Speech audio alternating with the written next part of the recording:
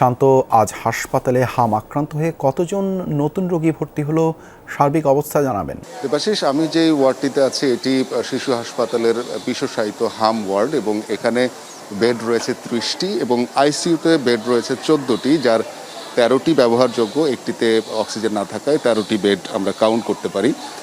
এবং এখন পর্যন্ত বলতে হবে যে নতুন রোগী এখানে ভর্তি হয়নি, যারা রয়েছে তারা আগে থেকেই ভর্তি রয়েছে। এমনও রোগী রয়েছে যে প্রায় 24 থেকে 25 দিন যাবৎ এখানে চিকিৎসা নিচ্ছে, কিছুদিন আইসিইউতে ছিল, এখন আবার ওয়ার্ডে এসেছে।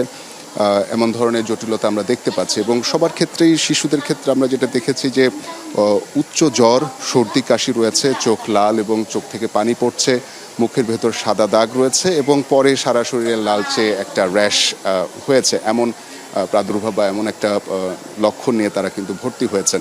এবং বেশিরভাগ ক্ষেত্রেই যে এই জটিলতা হচ্ছে যে অনেক অভিভাবকই আসলে হামের যে চিকিৎসা বা হাম হয়েছে কিনা সেটি নিয়ে তারা সন্দিহান থাকেন।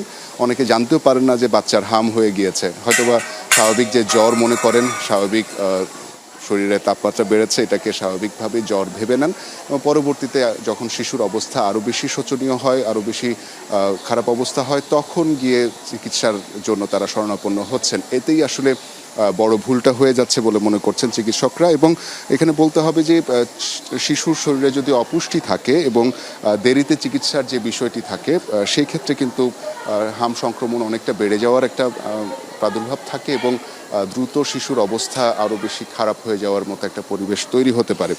বিশেষ সতর্কতা হিসেবে চিকিৎসকরা বলছেন, যদি শিশুর শ্বাসকষ্ট থাকে, শিশুর যদি খিঁচুনি হয়, যদি শিশু খেতে না চায় বা খেতে না পারে, অতিরিক্ত যদি ঝিমানো থাকে এবং ঠোঁট নীল হয়ে যায়, যদি টানা জ্বর থাকে, অর্থাৎ 8 দিন, 10 দিন, 12 দিন টানা যদি জ্বর থাকে, সেই ক্ষেত্রে দ্রুত তাকে হাসপাতালে নিয়ে আসতে হবে এবং চিকিৎসার ব্যবস্থা করতে হবে। যদিও এখানে আমরা দেখছিলাম যে নতুন রোগী এসেছেন অনেকে, কিন্তু বেড সংকুলন না থাকার কারণে কিন্তু তাদেরকে পার্শ্ববর্তী যে হাসপাতালগুলো রয়েছে সেই হাসপাতালগুলোতে কিন্তু রেফার করা হচ্ছে এবং আইসিইউর জন্য অনেকে এসেছিলেন, যদিও এখানে আইসিইউ সকল সিট বুকিং থাকার কারণে বা হাসপাতালে রোগী থাকার কারণে তা আইসিইউ কিন্তু অনেকে পাচ্ছেন না।